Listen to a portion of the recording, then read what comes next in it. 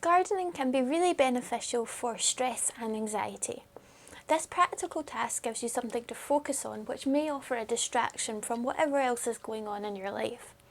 It can also bring a sense of accomplishment and achievement at seeing a changed and outdoor space, or at seeing plants grow and progress.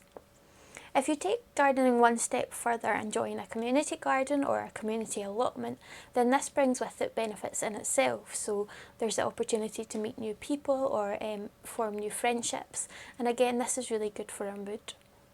Gardening is also a really good form of exercise, and exercise we know to be excellent for energy levels, for mood, for stress levels.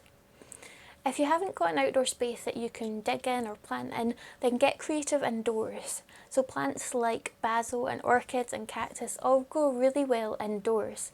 You can also get creative with a window display, or just pop a few plant pots at your front door to give you something to tend to. And see if any of these options bring benefits to you.